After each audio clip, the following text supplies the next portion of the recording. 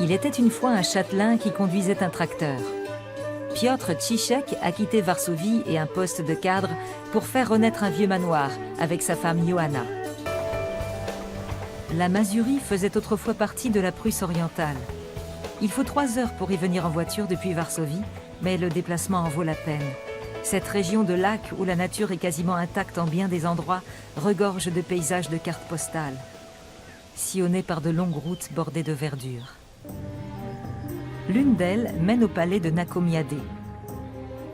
Ce palais baroque du XVIIe siècle brille d'un nouvel éclat grâce à Piotr et Johanna Ciszek, qui ont abandonné Varsovie et un train de vie luxueux pour se lancer dans cette aventure hasardeuse. Voici à quoi ressemblait la propriété lorsqu'ils l'ont achetée en 1998. C'était un vrai cauchemar. Le bâtiment était en ruine et le parc envahi de broussailles et de moustiques.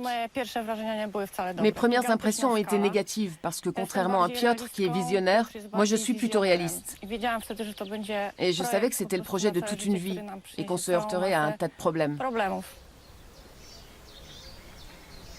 Piotr Ciszek a tenu à acheter ce domaine coûte que coûte. Il avait alors une trentaine d'années et un excellent poste de cadre à Varsovie. Ce n'est qu'après avoir visité une 50aine de domaines en Mazurie qu'il a découvert Nakomiadé. Dès que j'ai vu le palais Nakomiadé, j'ai su que c'était le bon, que je devais absolument l'acheter. J'en suis tombé amoureux comme on tombe amoureux d'une femme au premier regard. Vous savez, quand on rencontre une personne pour la première fois et qu'elle nous fascine sans qu'on sache trop pourquoi. C'est le coup de foudre. Eh bien, c'est ce que j'ai ressenti pour Nakomiadé. Alors j'ai vendu 2 appartements, 2 motos et un yacht pour l'acquérir. Et à partir de là, nous avons organisé toute notre vie autour de ce projet. Les Ciszek ont acheté le domaine pour 100 000 euros. Johanna, qui travaillait auparavant comme directrice marketing à Varsovie, aime la nouvelle vie qu'elle mène ici. Elle a veillé elle-même à l'aménagement des chambres du manoir, que le couple a transformé en hôtel de luxe. Toutes les chambres font 50 mètres carrés et sont hautes de plafond. Nous y avons mis des meubles d'époque. Les tapis aussi sont anciens. Les couleurs, l'ameublement, la décoration, tout ça c'est moi qui l'ai choisi. Ce sont mes idées. Et j'ai même peint beaucoup de pièces moi-même. Il n'y a pas de téléviseur dans les chambres. En revanche, elles ont toutes une salle de bain très spacieuse. Là, nous entrons dans notre espace privé. Bienvenue. C'est ici que nous habitons avec Bankir et Basili, dans cet appartement très modeste. Nous avons 2 bureaux dans lesquels nous passons beaucoup de temps et une petite cuisine. Voilà, c'est tout. Vous voyez, on ne peut pas dire que ce soit la vie de château.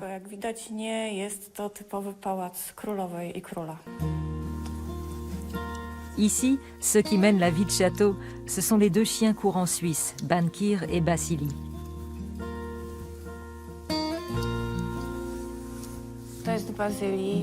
Lui, c'est Basili, mon meilleur ami. Il est d'une loyauté absolue et il ne me quitte jamais d'une semelle. C'est mon grand amour. Et voici l'homme qui m'a amené ici. Nous sommes dans notre salon où nous passons très peu de temps. C'est davantage le salon de nos chiens que le nôtre. Nous n'avons pas le temps de nous relaxer tranquillement dans ces fauteuils. Les Ciszek ont beaucoup investi dans ce manoir. Des années durant, ils ont fait la navette entre Varsovie et Nakomiadé. Et aujourd'hui encore, Johanna doit faire des heures de route pour aller chez le coiffeur ou chez le médecin. Mais ces désagréments sont compensés par le plaisir de vivre au cœur de la nature. Notre parc fait 6 hectares. C'est un paradis pour nos 2 chiens. Piotr et Johanna ont totalement changé de vie depuis qu'ils vivent dans ce manoir. Et le luxe matériel ne leur manque pas. Leur nouvelle richesse est ici, dans ce terrain qui s'étale sur 2000 hectares au total. Dès qu'on s'arrête un instant pour regarder autour de soi, on ressent une émotion incroyable. Ce paysage exerce une réelle fascination.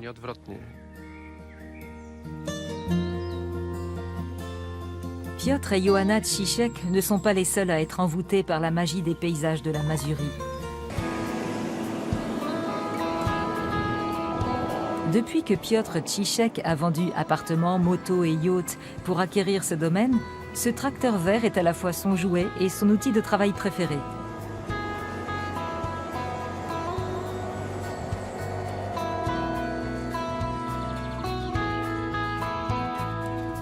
De son côté, Johanna rafraîchit l'entrée du manoir.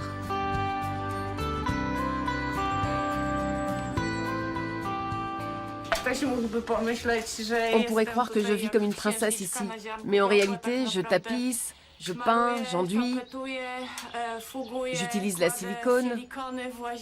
Il m'arrive aussi de vernir des armoires. Quand elle ne fait pas de travaux dans le manoir, Johanna s'occupe du jardin.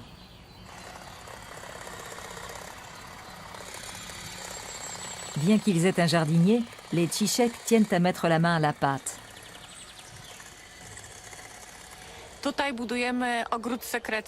Ici, c'est notre jardin secret. Nous y faisons pousser des herbes. Derrière moi, il y a un plus grand potager. C'est une reproduction partielle du célèbre potager décoratif du château de Villandry, sur les bords de la Loire. Là-bas, les carrés de légumes de couleurs diverses et variées forment des contrastes magnifiques. Et nous cherchons à obtenir le même effet ici. Malheureusement, il est encore un peu tôt pour ça.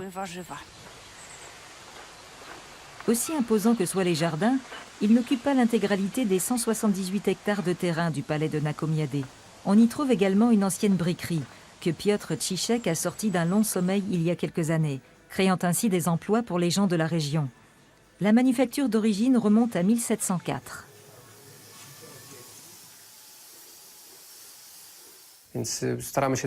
Nous voulons poursuivre la tradition. Avant, on fabriquait des briques ici. Aujourd'hui, nous fabriquons des carreaux et des poêles de faïence. C'est un travail manuel de précision qui exige du talent et du savoir-faire. Tout ce qui sort de cette manufacture est étroitement lié à la région et à ses traditions.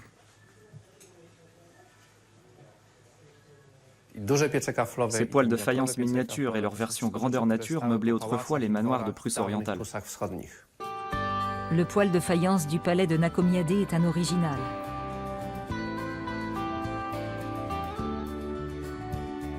Aujourd'hui, on en fait des reproductions miniatures dans la manufacture du château.